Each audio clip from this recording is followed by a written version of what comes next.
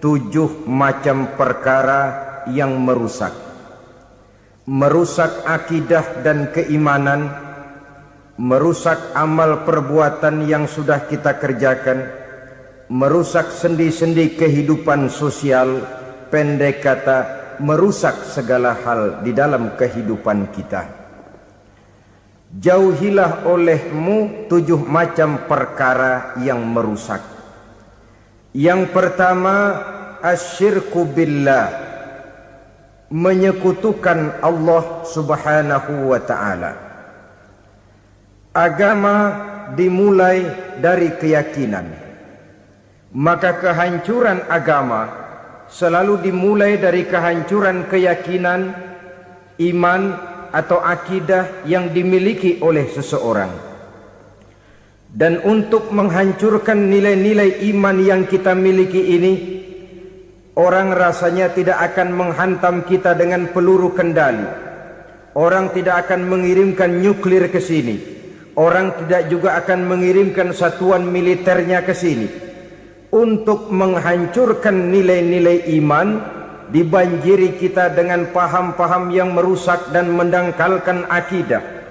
Baik ia bernama materialisme, baik ia bernama sekularisme, baik ia bernama banjirnya maksiat dan munkarat, baik ia bernama banjirnya peradaban dan kebudayaan yang menghancurkan moral daripada anak-anak kita, sedikit demi sedikit melenturkan dan melunturkan nilai-nilai keimanan kita, untuk kemudian pada waktunya nilai iman itu akan bertukar dan berganti menjadi nilai syirik kepada Allah subhanahu wa ta'ala.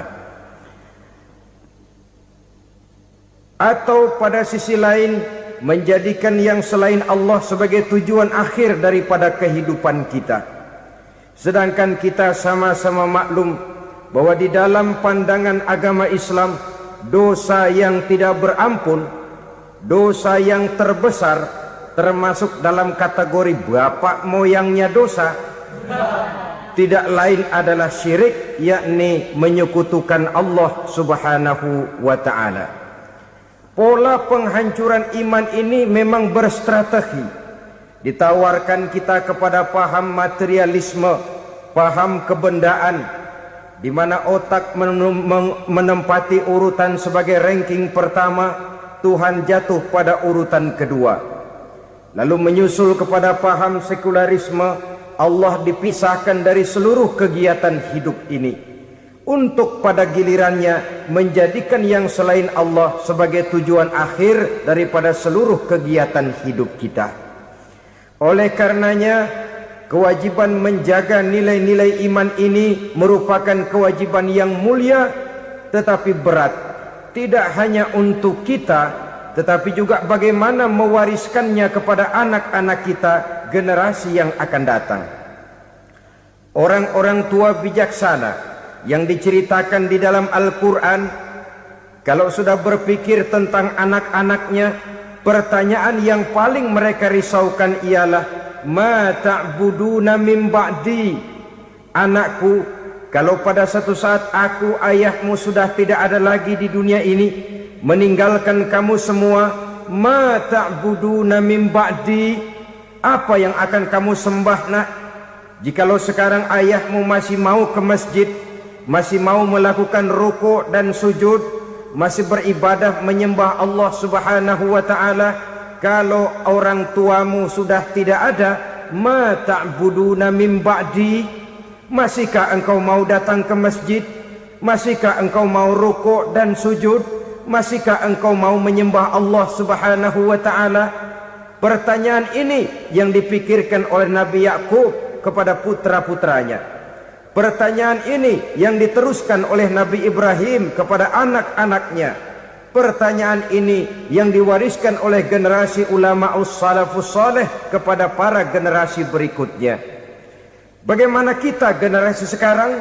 Kita orang-orang tua sekarang bukan berfikir ma ta'buduna min ba'di, malah yang kita fikirkan ma ta'kuluna min ba'di. Kalau bapak tidak ada nanti kamu makan apa nak?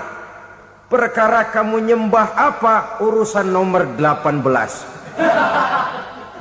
Yang penting kamu nanti hidup bisa makan, nak. Maka kita sibuk mewariskan harta kepada anak-anak kita. Kita sibuk mewariskan kebun dan tanah kepada anak-anak kita. Kita sibuk mewariskan pabrik kepada anak-anak kita, sementara kita lupa mewariskan intan yang paling mahal, mewariskan mutiara yang paling berharga, yaitu nilai iman kepada Allah Subhanahu wa ta'ala. Alangkah baiknya apabila warisan harta, warisan tanah dan kebun, warisan rumah dan pabrik didasari lebih dahulu dengan mewariskan nilai iman kepada Allah Subhanahu wa ta'ala. Sebagai orang-orang tua, kita boleh bersedih kalau anak kita tidak mengerti komputer. Kita boleh bersedih kalau anak kita tidak mengerti matematika. Kita boleh bersedih kalau anak kita tidak mengerti bahasa Inggris. Tapi sewajarnya lebih bersedihlah kita orang tua jikalau mempunyai anak yang tidak kenal Allah sebagai Tuhannya, yang kemudian tidak mau rukuk dan sujud kepada Allah Tuhannya. Itulah kemalangan yang paling malang bila kita meninggalkan generasi yang tidak bertauhid kepada Allah Subhanahu wa ta'ala.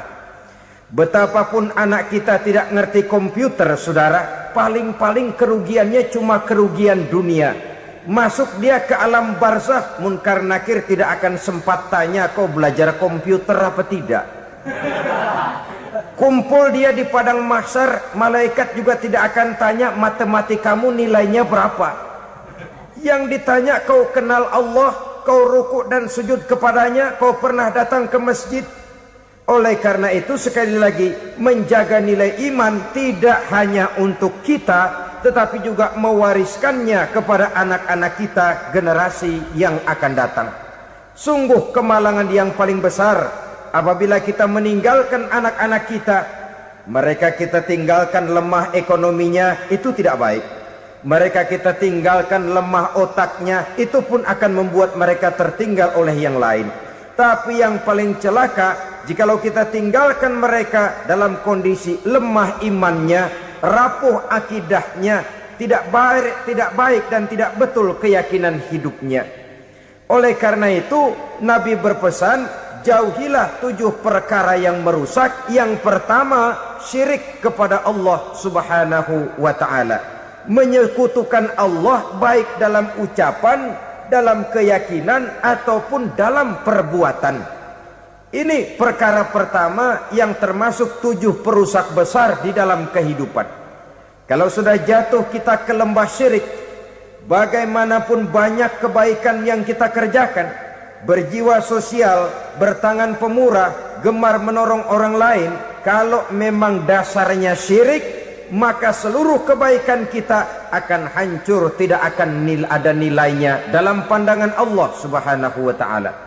Dalam pandangan manusia mungkin kita dicatat sebagai orang sosial, gemar menolong orang lain, tidak berpangku tangan melihat orang yang mendapat kesulitan.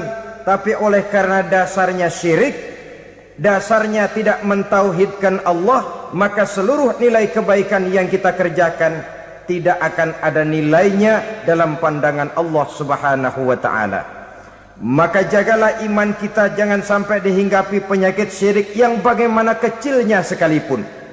Sekali lagi, baik syirik dalam bentuk ucapan, syirik dalam bentuk keyakinan, sampai kepada syirik dalam bentuk perbuatan, kita berhindar kepada sifat-sifat yang sedemikian itu. Karena apa? Dalam satu ayat Quran Allah Subhanahu wa ta'ala menjelaskan, innallaha la yaghfiru ayyushraka bih wa yaghfiru ma duna dzalika liman yasha. Allah tidak akan memberi ampun kepada orang-orang yang menyekutukannya, tapi Allah masih mau memberikan ampun kepada dosa-dosa yang selain itu bagi orang-orang yang dikehendakinya. Dosa selain syirik, apabila kita bertaubat, Allah masih mau mengampuni. Tapi kalau sudah jatuh ke tempat syirik, itu sudah dosa yang tidak berampun. Taubatnya tidak lain melepas syirik, kembali kepada tauhid, berkeyakinan bahwa hanya ada Allah Subhanahu wa ta'ala, Tuhan satu-satunya, yang lam yalid walam yulad walam yakul lahu kufuwan ahad. tidak beranak, tidak pula diperanakkan, dan tidak satupun yang dapat menyerupai Tuhan Allah Subhanahu wa ta'ala. Saudara-saudara kaum muslimin rahimakumullah, bahwa kita di zaman sekarang memang tidak menyembah berhala, ya. Bahwa kita tidak berterang-terangan mengatakan Tuhan lebih dari satu, memang. Bahwa kita tidak berkeyakinan Tuhan itu punya anak atau diperanakkan, tentu. Tapi dalam perbuatan dan i'tiqad kita kadang-kadang jatuh tanpa kita sadari ke tempat yang bernama syirik ini. Oleh karenanya, di zaman di mana teknologi makin canggih, di mana kemajuan pembangunan makin menjangkau berbagai aspek kehidupan, diperlukan keseimbangan antara kemajuan fisik material dengan kemajuan mental spiritual. Apabila tidak ada keseimbangan, yang terwujud tentulah kepincangan, yang diawali dengan pincangnya cara kita berpikir, sehingga pada akhirnya akan mengarah kepada pincangnya cara kita berbuat dan bertindak di dalam kehidupan kita. Oleh karena itu Nabi berpesan, jauhilah sifat syirik, karena syirik merupakan dosa yang teramat besar. Ini sifat merusak yang pertama. Yang kedua kata Nabi, wasihra, jauhilah sihir. Sihir ini juga termasuk perkara yang merusak kehidupan. Kita semua sama-sama maklum bahwa sihir sebenarnya bukan persoalan baru. Sejak sebelum datang Islam, sihir itu sudah ada. Di zaman Yunani kuno, sihir ada. Di zaman Mesir kuno, di zaman Cina kuno, dan yang lain-lain yang serba kuno, sihir itu sudah ada. Bahkan para nabi pun, para rasul yang diutus oleh Allah Subhanahu wa ta'ala, senantiasa berhadapan dengan ahli-ahli sihir untuk menguji kebenaran dari misi yang mereka bawa. Sihir adalah perbuatan di luar kebiasaan yang bisa dikerjakan oleh ahlinya dengan bantuan jin atau setan. Hukum mempelajari sihir adalah haram, mengamalkannya lebih haram lagi. Sebab itu saudara-saudara, sihir merupakan perbuatan merusak yang harus kita jauhi. Ciri-ciri daripada perbuatan sihir, pertama, ia mengandung tipuan, bayangan khayal. Di zaman Nabi Musa misalnya, orang melihat tambang-tambang itu seperti ular. Nabi Musa melayangkan tongkatnya menjadi ular-ular besar yang memakan ular-ular kecil ciptaan tukang-tukang sihir Fir'aun tadi. Lalu sihir bisa terjadi dengan bantuan jin kafir atau setan. Kemudian ciri yang ketiga, sifatnya halus dan tersembunyi. Taruh kata ada seorang ahli sihir yang mempergunakan ayat-ayat Quran sebagai jompa-jampe, sebagai baca-bacaan, itu cuma sekedar kedok. Tujuannya tidak lain menjadikan agama sebagai ketok untuk membenarkan cara yang dimurkai oleh Allah Subhanahu wa ta'ala. Satu hadis yang diriwayatkan oleh Imam Bazar dan Tabrani, Nabi berpesan, laisa minna man tatayyara lahu au takahhana au tukuhhina lahu au sahira lahu. Tidak termasuk ke dalam golonganku, kata Nabi.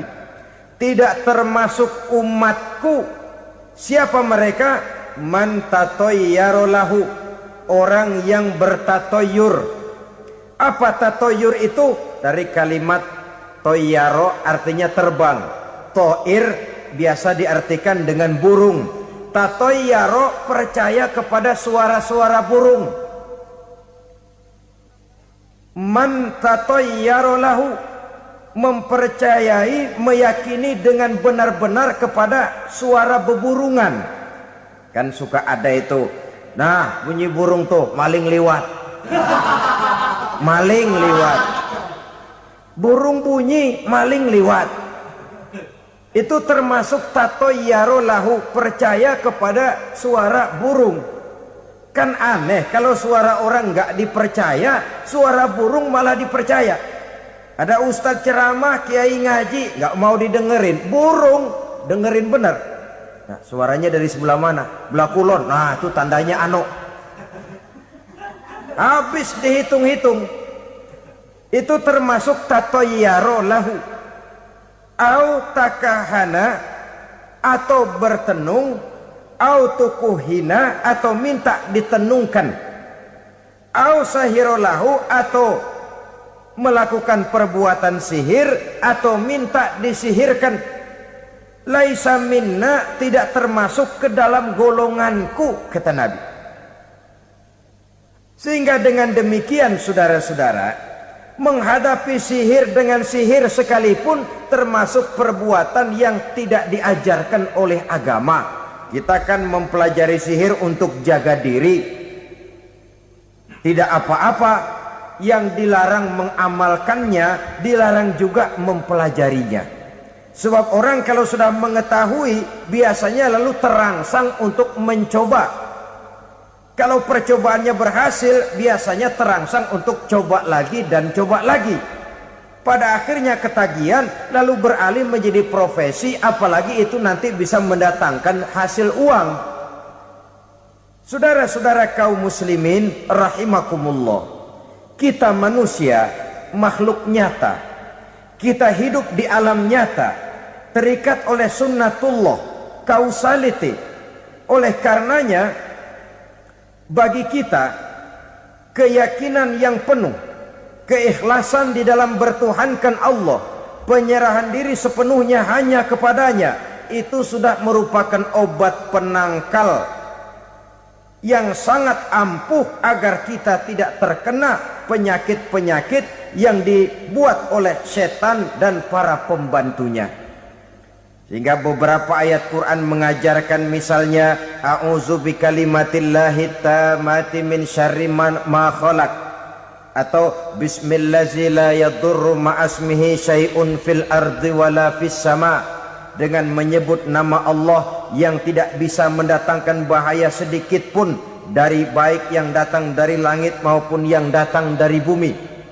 Jiwa yang kosong dari keyakinan yang penuh kepada Allah, jiwa yang penuh was-was dan ragu-ragu, itu yang mudah terserang oleh penyakit-penyakit yang dikerjakan oleh para tukang-tukang sihir, yaitu oleh setan dan seluruh para pembantunya.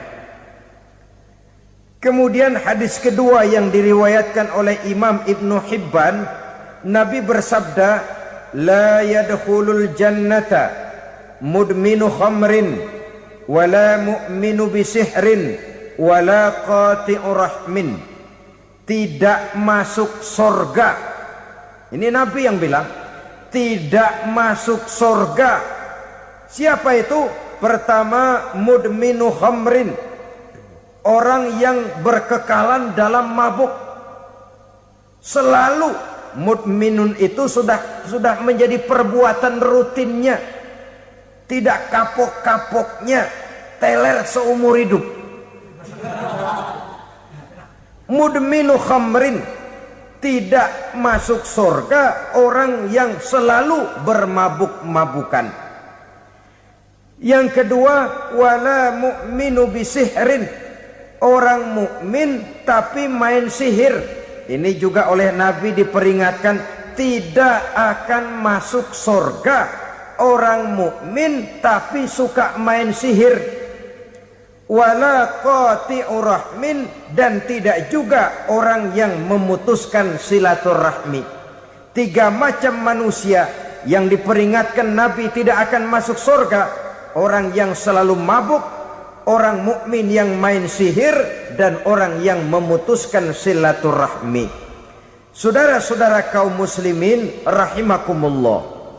Lalu orang berkata, kenapa dilarang kita bersihir? Padahal Rasul sendiri kan punya mukjizat. Nah, kita memang harus membedakan antara mukjizat dengan sihir. Dalam kehidupan agama kita kenal ada yang namanya mukjizat, ada yang namanya karomah, atau keramat biasa diucapkan, ada yang namanya maunah, ada yang namanya irhas, ada juga yang namanya sihir. Kesemuanya ini berbeda, saudara-saudara. Yang dinamakan mukjizat itu khusus untuk para rasul saja.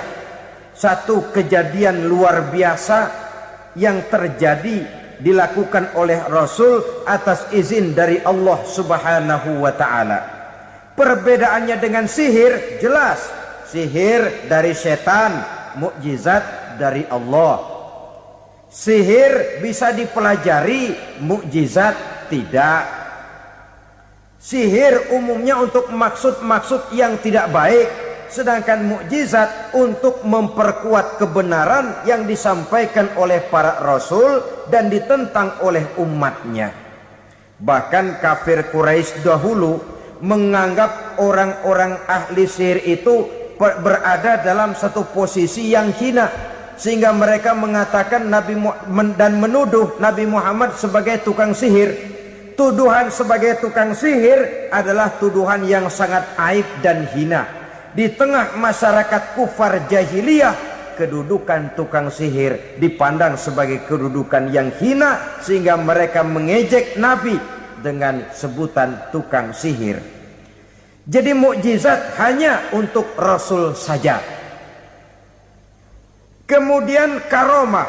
Karomah ini asal kata dari karomah, kehormatan, kemuliaan yang diberikan Allah kepada hamba-hambanya yang rajin mendekatkan diri kepadanya.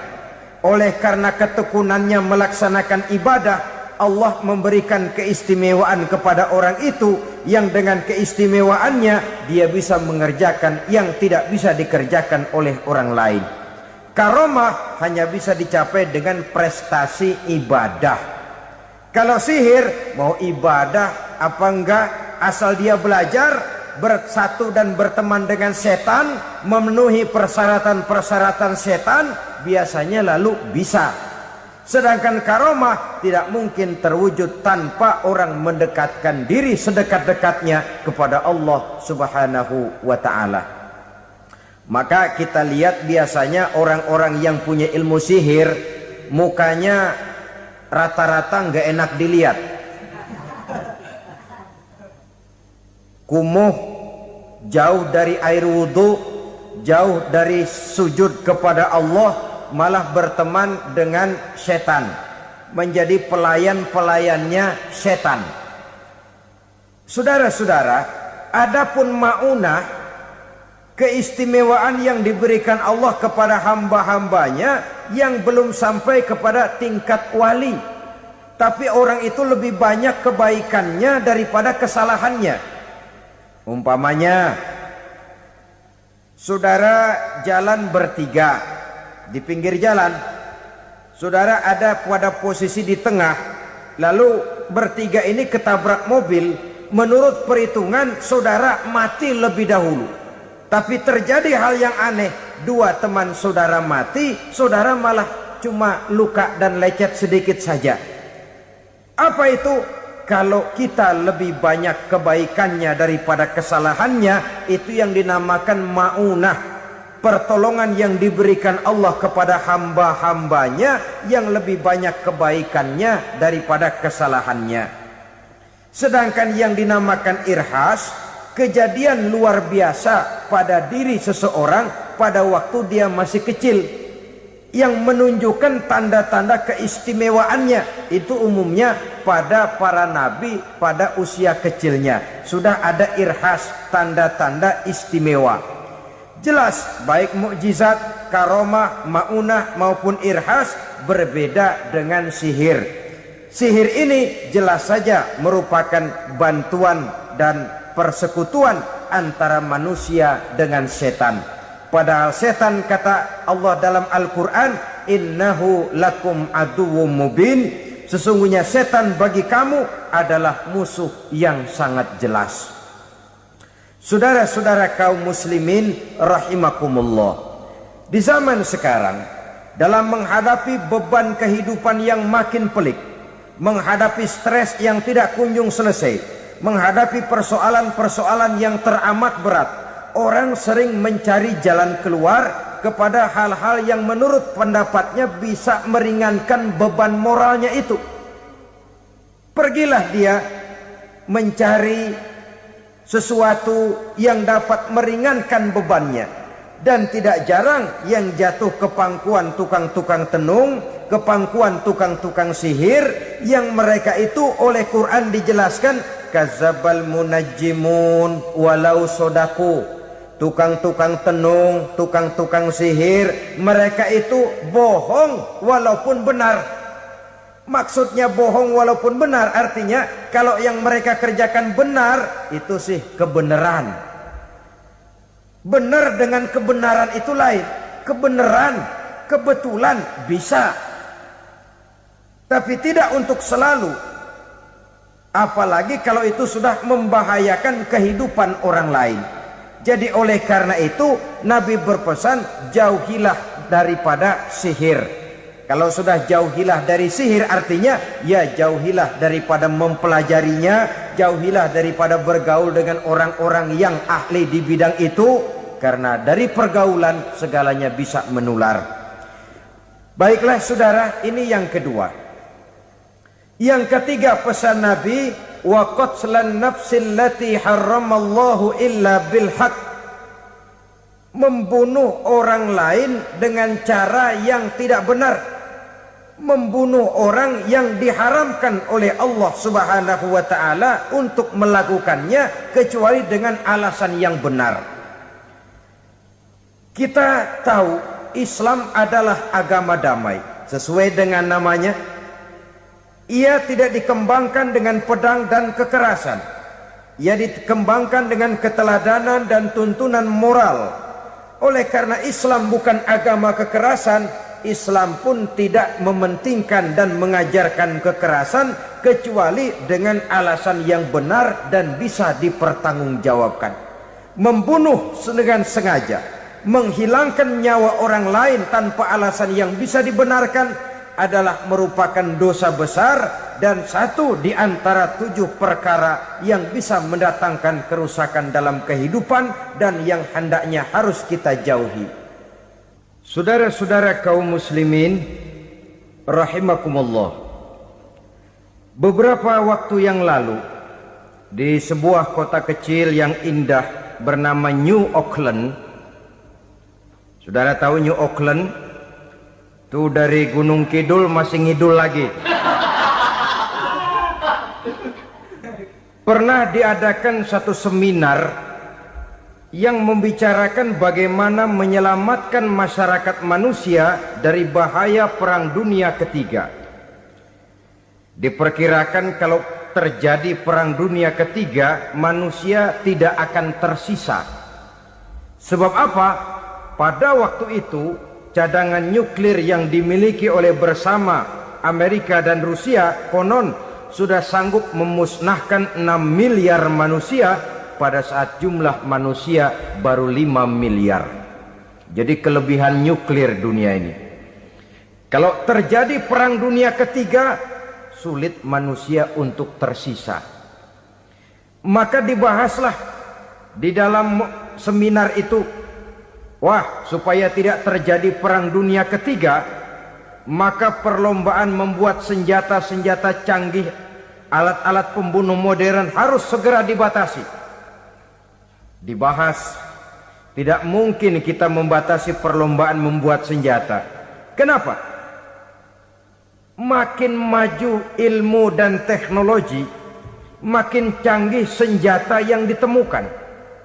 Atom sudah meningkat menjadi nuklir, nuklir sudah meningkat menjadi neutron, dan kita tahu bom yang bernama neutron ini bom yang cukup membunuh tanpa perlu merusak.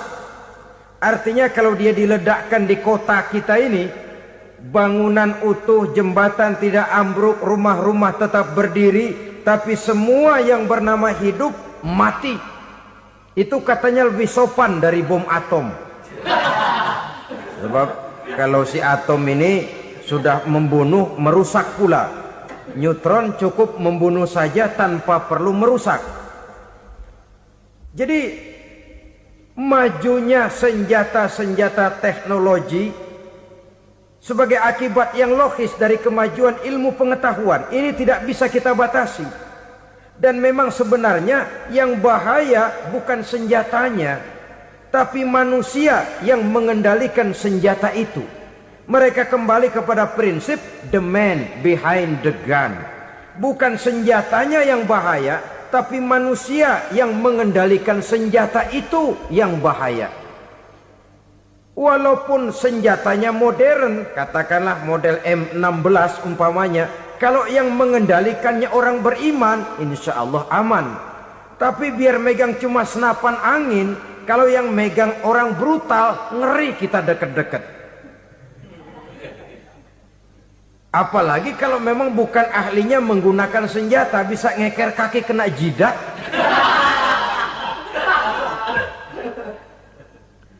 Mereka kembali kepada prinsip lama yang tetap baru. Bukan senjatanya yang harus dibatasi, manusia yang mengendalikan senjata itu yang perlu dibicarakan. Nah, kalau begitu, agar manusia tidak mempergunakan senjata sewenang-wenang, apa yang harus kita lakukan? Ya, manusianya harus bermoral. Ya, tapi moral yang mana? Di dunia ini banyak ajaran tentang moral. Itu pun mudah saja. Di sini kan kita undang saja ahli dari berbagai agama untuk membicarakan konsep perdamaian menurut agamanya masing-masing. Baik, setuju itu? Setuju. Maka tampillah para ahli agama, mereka kembali kepada prinsip moral daripada konsep yang terkandung di dalam ajaran agama untuk menegakkan perdamaian. Mula-mula naiklah ahli dari agama Hindu, dibacakan konsep perdamaian menurut ajaran agama Hindu, bahwa untuk damai manusia harus meninggalkan nafsu keduniaannya, menempuh samsara dan sebagainya untuk mencapai nirwana, menjauhi kemegahan dan kemewahan dunia. Ini lalu dibahas, rasanya juga tidak mungkin ini. Kemudian dari agama Nasrani, bahwa untuk damai manusia harus menciptakan sifat kasih sayang. Kalau ditampar pipi kiri, berikan pipi yang kanan. Kalau diberikan selendang, berikan baju. Nanti orang kasihan, lalu dia tidak akan nampar lagi. Ketika ini dibahas, ternyata rasanya pun tidak mungkin bisa diterima. Karena apa? Di zaman sekarang orang ditampar pipi kiri, dikasih pipi kanan, bukan kasihan, gemes. Damai belum tentu, bonyok udah jelas. Lalu ketika dibacakan konsep perdamaian menurut Quran, di mana disampaikan ayat wa jazaa'u sayyi'atin sayyi'atun misluha faman afa wa aslaha fa ajruhu 'ala Allah. Balasan terhadap satu kejahatan adalah kejahatan yang seimbang, tetapi barang siapa yang memberi maaf dan mencari jalan damai, itulah yang terbaik dan akan mendapat pahala dari Allah Subhanahu wa ta'ala. Kamu tidak salah ditampar pipi kirimu, tampar lagi pipi kirinya sekeras dia menampar pipi kirimu. Nanti orang tidak mau menampar kita karena dia tahu kalau dia tampar kita, dia akan menderita tamparan sekeras dia menampar kita. Akan terjadilah prinsip saling hormat menghormati, tidak saling ganggu, tidak saling usil, tidak saling jahil. Atas dasar ini perdamaian bisa ditegakkan. Mereka bisa menerima konsep ini, tapi kemudian seminar ditutup tanpa satu keputusan resmi. Kenapa? Terus terang mereka kagum dengan konsep Islam, tapi sentimen lama terhadap nilai-nilai Islam telah menutup mata mereka untuk menerima kebenaran dari ajaran Al-Quranul Karim. Saudara-saudara kaum muslimin rahimakumullah, kembali kita kepada persoalan pokok. Roh adalah dari Allah. Dia akan kembali kepada Allah, milik mutlak dari Allah. Tidak pantas kita merampasnya dari orang lain. Tidak wajar kita menghilangkannya tanpa alasan yang dibenarkan oleh agama.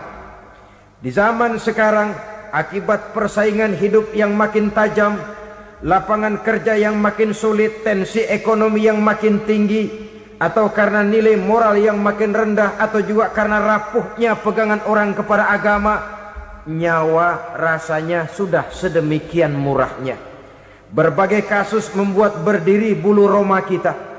Ada mayit, ada manusia dipotong 6, dicincang macam kambing. Ada yang dipotong 5, ada yang dipotong 13, dikardusin, dibuang ke tempat sampah. Inna lillahi wa inna ilaihi raji'un. Gejala apa ini? Kanibalisme. Manusia sudah demikian sadisnya, manusia sudah sedemikian buasnya, sehingga sesama manusia diperlakukan seperti hewan. Padahal hewan sendiri belum pernah macan makan macan, bagaimanapun buasnya macan. Belum pernah serigala memakan serigala, bagaimanapun brutalnya serigala. Tetapi manusia makan manusia di zaman sekarang kadang jadi kenyataan dalam kehidupan kita. Kadang persoalannya remeh saja. Soal uang 200 perak, pisau bicara, nyawa melayang. Soal rokok sebatang, celurit bicara, nyawa melayang. Soal-soal yang sama sekali tidak prinsip, begitu mudah kita menghilangkan nyawa orang lain. Padahal Nabi pernah memperingatkan, apabila dua orang muslim sudah berkelahi dan berbunuh-bunuhan, al-qatil wal maktul finnar, yang membunuh dan yang terbunuh dua-duanya neraka. Sahabat heran, ya Rasul, kalau yang terbunuh, kalau yang membunuh masuk neraka itu sih wajar, tapi yang terbunuh kenapa neraka juga?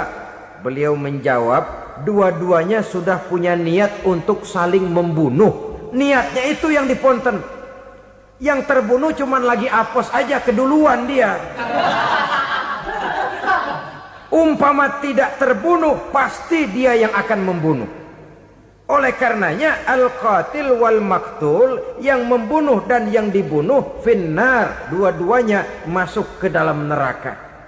Islam menghormati kehidupan, tidak hanya terbatas kepada sesama muslim, orang-orang yang berlainan agama pun yang mau hidup berukun, damai, berdampingan dengan umat Islam, jiwa mereka, darah mereka dilindungi oleh nilai-nilai Islam yang disebut dengan kafir zimmi ini.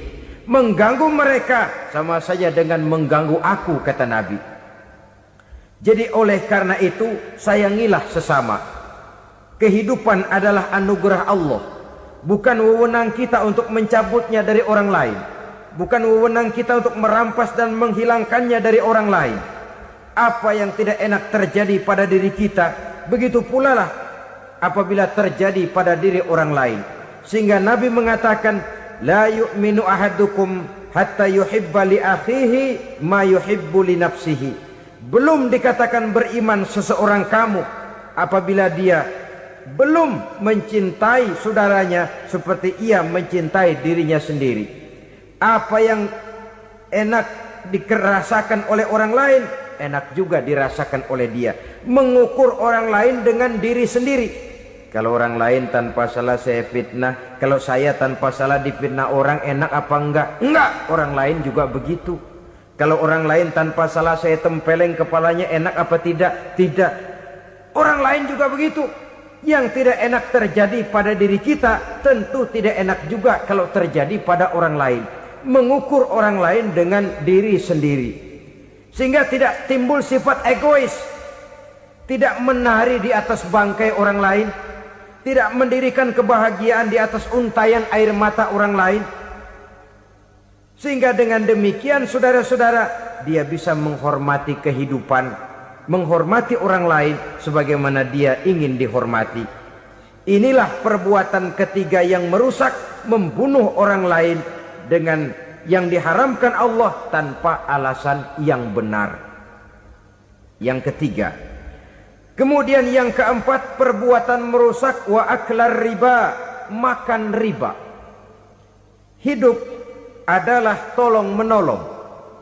Bahasa kerennya take and give katanya. Saling memberi dan saling menerima. Nabi mengajarkan man kuraba kurbatan min kurabid dunya karaballahu lahu kurbatan min kurabi yaumal qiyamah. Wallahu fi aunil abdi madamal abdu fi auni akhihi. Siapa yang meringankan beban dari beban-beban yang dirita seseorang di dalam kehidupan dunia, Allah akan meringankan bebannya daripada beban-beban yang harus dipikulnya di hari kiamat nanti. Wallahu fi aunil abdi madamal abdu fi auni akhihi. Allah senantiasa akan menolong seorang hamba selama hamba itu masih mau menolong saudaranya. Allah selalu akan menolong seorang hamba selama hamba itu masih mau menolong saudaranya. Apabila kita sudah berpangku tangan terhadap kesulitan orang lain, biasanya pun pada saat kita mendapat kesulitan, kita akan sulit juga memperoleh pertolongan. Nah, riba alias renten, kedoknya adalah menolong orang, tapi sama juga bulu buntutnya dilepas, palanya dicekek. Menolong orang pada akhirnya menjadi beban bagi seseorang. Dan memang mencari orang-orang yang berada dalam posisi kesulitan. Biasanya di daerah-daerah di mana musim paceklik jadi lapangan kerja sulit, sedangkan urusan perut tidak bisa ditunda, akhirnya orang terjebak ke dalam rentenir, ke dalam riba, ke dalam renten, bunga berbunga, sehingga satu saat jumlah bunganya bisa lebih besar dari jumlah pinjaman pokoknya. Kemudian kalau juga ternyata tidak bisa dibayar, rumah jadi taruhan. Memang rumah satu-satunya, begitu rumah ditarik mulain camping. Bukankah pada akhirnya akan mewariskan kesengsaraan?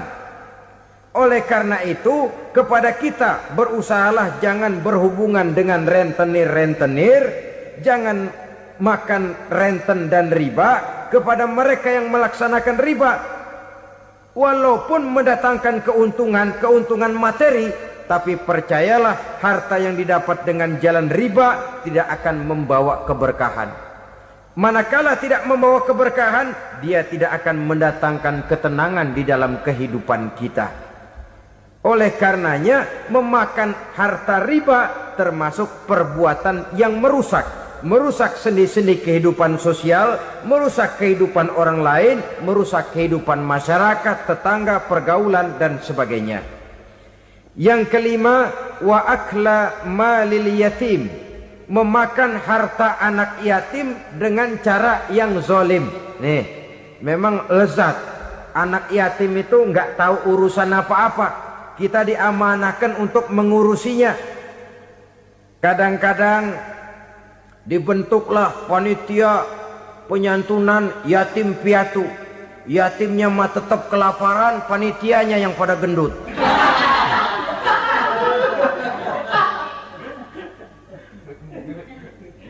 Padahal memakan harta anak yatim termasuk perbuatan dosa besar. Dan menjantuni yatim merupakan perbuatan mulia. Nabi mengatakan, ana wa kafilul yatim kahataini yaumal qiyamah. Aku dan orang-orang yang menyantuni anak yatim seperti dua jari ini pada hari kiamat nanti. Dekat sekali. Jikalau ingin di hari akhir nanti dekat dengan Rasul, bersahabatlah dengan anak-anak yatim. Jadilah pengurus anak-anak yatim. Bangunlah panti-panti asuhan yatim. Pada saat bapak ibunya meninggal, kitalah yang menjadi orang tuanya. Bahkan sedemikian besar perhatian Islam terhadap anak-anak yatim ini, sehingga Quran memberikan peringatan, ara'aital ladzi yukadzibu biddin fadzalikal ladzi yad'ul yatim wa la yahuddu ala ta'amil miskin. Tahukah kamu siapa orang yang mendustakan agama, beragama tapi dianggap dusta, solatnya dusta, puasanya dusta karena agamanya sudah berdusta. Siapa mereka? Fazalikal ladzi yad'ul yatim, orang yang menyia-nyiakan anak yatim, wala yahuddu ala ta'amil miskin, dan tidak pernah memberi makan kepada orang-orang yang menderita kemiskinan, menyia-nyiakan, meninggalkan anak yatim, termasuk perbuatan yang divonis kita sebagai orang yang mendustakan agama. Saudara-saudara kaum muslimin rahimakumullah, maka sangat dicela mengeksploitir anak-anak yatim, menjadikan mereka sebagai kedok untuk mencari kekayaan pribadi. Tetapi jikalau ikhlas, ganjarannya sangat besar, nilai pahalanya sangat besar. Menyantuni yatim tidak hanya setahun sekali. Kalau Muharram pakai istilah lebaran yatim, dibentuklah panitia, diberilah beras, uang 4-5 ribu rupiah, alhamdulillah. Tapi jangan lupa, si yatim tidak hidup cuma satu hari. Dia tidak hidup cuma di bulan Muharram saja, dia hidup 12 bulan dalam setahun. Sebagaimana anak-anak yang lain, dia juga berhak punya masa depan. Dia juga berhak menikmati bangku sekolah. Dia berhak mengenyam arti dan makna pendidikan. Dia berhak membekali diri dengan ilmu dan pengetahuan, seperti halnya anak-anak yang lain. Maka kita yang diberikan keluasan oleh Allah, ingatlah itu, bersahabatlah dengan anak-anak yatim, santuni mereka. Perkara setahun sekali di bulan Muharram, alhamdulillah, itu bagus, bin Thayyib alias baik. Tapi tentu dan tentu sekali lagi, si yatim tidak hanya hidup di bulan Muharram. Dia hidup 12 bulan dalam setahun, 24 jam di dalam sehari. Oleh karenanya, menyia-nyiakan mereka pada saat posisi kita memang mampu akan memojokkan kita dalam satu posisi di mana kita dianggap sebagai orang yang mendustakan agama, memakan harta anak yatim dengan cara yang zolim. Bapaknya udah meninggal, kebunnya lebar, anaknya dikelecehin. Nah, dah kamu nggak usah pusing, nanti saya yang ngurus. Akhirnya bukan ngurus, nguras. Si yatim mungkin tidak tahu bahwa dia disia-siakan, haknya diambil, miliknya dizolimi. Tapi Allah yang akan membalasnya dengan seadil-adilnya. Maka makan harta anak yatim biasanya balasannya tokcer bin paten. Nggak banyak selang tempo itu, nggak percaya cobain dah. Nyobain aja kan nggak bayar, umpama memakan harta anak yatim dengan cara yang zolim, ganjarannya biasanya kontan. Kenapa? Ratapan si miskin, untayan air matanya, jeritan kepedihan hatinya, membuka pintu langit, permohonannya diijabah, getaran hatinya didengarkan oleh Allah, maka balasannya biasanya kontan, spontan, tidak menunggu waktu terlalu lama. Itu di dunia, belum lagi di akhirat nanti. Bukankah dalam riwayat Mi'raj diceritakan Nabi melihat di neraka itu orang perutnya sebesar rumah? La haula wala quwata. Itu perut kayak rumah, bagaimana jalannya tuh orang? Dan memang gak jalan, diseret-seret oleh malaikat di neraka itu. Hancur perutnya, amburadul itu perut. Berantakan isinya, dibulatkan lagi, diseret lagi, hancur lagi, dibulatkan lagi. Sampai Nabi tanya, orang itu begitu berat siksanya kenapa ya Jibril? Itu Muhammad, waktu di dunia dulu rakus banget makan harta anak yatim. Begitu vonisnya, begitu menyedihkan nasibnya di akhirat. Tapi di dunia pun ketidakberkahan itu sudah membayangi kehidupannya. Oleh karena itu, kepada saudara-saudara yang mendapat titipan anak yatim, berbahagialah, karena semulia-mulia rumah adalah rumah yang di dalamnya ada anak yatim yang disantuni. Sehina-hina rumah adalah rumah di mana di dalamnya ada anak yatim yang disia-siakan. Begitu kata Nabi kita. Rumah yang paling mulia dalam pandangan Allah, rumah yang di dalamnya ada anak yatim yang disantuni. Rumah yang paling hina dalam pandangan Allah, rumah yang di dalamnya ada anak yatim yang nasibnya disia-siakan. Berbahagialah saudara apabila menjadi penyantun anak-anak yatim, pelindung mereka, sehingga mereka mempunyai masa depan sebagaimana anak-anak lainnya. Rasulullah sendiri sedemikian peka terhadap keadaan anak-anak yatim karena beliau sendiri memang mengalami umur 6 bulan dalam kandungan ibu, beliau sudah ditinggalkan oleh ayahnya. Pada saat berusia 6 tahun ibu sudah meninggal. Yatim piatu dalam usia di mana beliau sedang perlu belas kasih seorang ibu dan pengertian seorang bapa. Kepekaan itu lalu timbul, bahkan kemudian sampai kepada beliau berkata, aku dan orang yang menyantuni anak yatim seperti jari tengah dan jari telunjuk di hari akhirat nanti. Sedemikian dekatnya. Baiklah ya, jadi yang kelima, memakan harta anak yatim. Jauhi karena ini perbuatan yang merusak. Yang keenam, watawalli yaumaz zahfi, melarikan diri pada hari pertempuran. Apa ini? Khianat. Tidak konsekuen dengan konsep perjuangan. Pada mulanya keras benar teriak, berantas korupsi, ganyang korupsi. Cuma karena belum dapat giliran. Begitu dia naik dapat kesempatan, korupsinya lebih edan dari yang diteriakinya. Ini termasuk tawalli yaumaz zahfi, berpaling pada hari peperangan. Di saat menghadapi musuh, kalau belum kelihatan musuh, teriaknya nyaring bener. Jangan takut demi kebenaran sampai titik darah yang paling penghabisan. Musuh belum kelihatan. Begitu musuh sudah kelihatan, paling dulu lari ke belakang. Kalau diajak berjuang ada saja alasannya. Sehingga Quran memberikan peringatan kepada kita semua. Mengapa kamu ini berat? Kalau sudah diajak berjuang di jalan Allah, kakimu seperti terhunjam berakar di perut bumi. Berat untuk melangkah berjuang. Lari dari pertempuran tidak konsekuen dengan konsepsi perjuangan.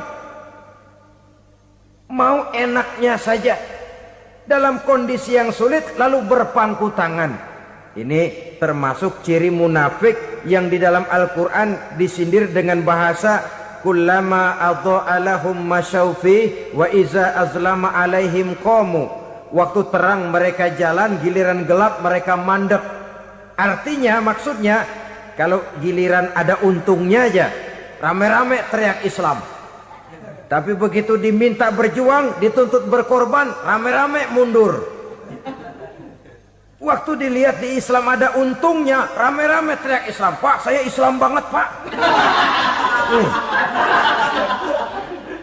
KTP saya Islam, Pak. Pokoknya Islam banget dah. Tapi ketika diminta berjuang, dituntut sedikit berkorban, rame-rame mengundurkan diri. Tahun 65 PKI berontak. Waduh, waktu itu jadi orang Islam untung itu. Nggak dikejar-kejar, aman. Masjid rame, mobil-mobil mewah parkir di depan musola dan masjid. Kenapa? Waktu itu asal udah ke masjid aman. Islam selamat, untung. Tapi begitu keadaan aman, yang parkir di musola sepeda butut melulu.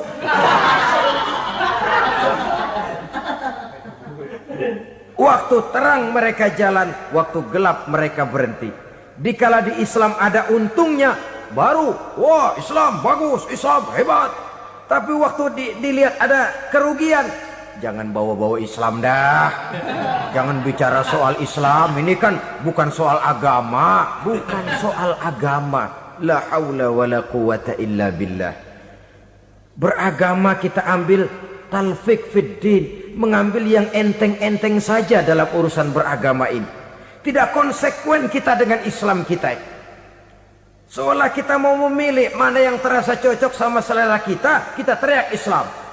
Beratan aja dikit, rame-rame berpaling. Itu termasuk tawalli yaumaz zahfi. Para pengkhianat, mental-mental hipokrit yang tidak mau konsekuen menghadapi segala bahaya. Itu termasuk perbuatan yang merusak. Kenapa? Kalau cuma dia saja yang lari, mungkin tidak jadi soal. Tapi larinya ini akan mempengaruhi orang lain. Nah, pengaruhnya itu yang dicegah. Sebab kalau satu sudah mulai lari, yang lain mulai ngelirik. Ketika yang dilirik kemudian tidak ada reaksi, dia akan ikut lari. Artinya apa? Seorang muslim harus konsekuen dengan konsep perjuangannya, dengan keyakinan keagamaannya, dan tidak memilih yang enak-enak saja di dalam kehidupan beragama. Lari dari pertempuran, bermental khianat, mengkhianati agama, merupakan satu di antara sifat yang merusak. Terakhir saudara, wa qazfal muhsanatil ghafilatil mu'minat, menuduh perempuan baik-baik yang tidak tahu menahu tentang tuduhan yang dituduhkan kepadanya, menuduh perempuan mukmin yang baik-baik yang tidak tahu menahu tentang tuduhan yang dilakukan kepadanya. Fitnah lebih bahaya daripada pembunuhan. Orang yang tidak salah bisa hancur namanya, orang yang berniat baik bisa ambruk perjuangannya oleh karena fitnah. Sehingga dikatakan al-fitnatu asyaddu minal qatli. Fitnah lebih bahaya daripada pembunuhan. Maka memfitnah ini termasuk satu dosa di antara 7 hal merusak yang harus kita jauhi semampu kita, semampu-mampunya. Mengupayakan sebisa-bisanya jangan sampai terjebak ke dalam hal yang demikian. Nah, saudara-saudara, inilah saja pertemuan kali ini. Mudah-mudahan ada manfaatnya. Semoga Allah memberikan kekuatan zahir dan batin kepada kita untuk bisa menjauhi 7 perkara yang merusak ini. Selalu berusaha menyimpan sesuatu yang bisa membawa manfaat, baik untuk dirinya, untuk anak cucunya, maupun untuk keluarganya, untuk masa kini dan masa depannya. Kadang simpanan itu berbentuk uang, kadang berupa tanah, lain saat berbentuk pabrik, dan lain sebagainya. Sementara masa depan yang paling pasti adalah akhirat. Jika untuk masa depan dunia kita rela memeras keringat, membanting tulang, pergi pagi dan pulang petang, menyimpan uang, menyimpan tanah, menyimpan pabrik, pernahkah kita merenung jika satu saat kiamat datang, kita dibangkitkan dari kubur masing-masing, berdiri di padang mahsyar untuk mempertanggungjawabkan seluruh kegiatan hidup kita di dunia ini, lalu kita akan menuju ke alam akhirat. Sudahkah kita mempunyai simpanan untuk akhirat kita? Pada pertemuan kali ini saya ingin menyampaikan sebuah hadis di mana Rasulullah sallallahu alaihi wasallam bersabda, arba'un min kanzil jannah. Simpanan sorga ada 4 macam.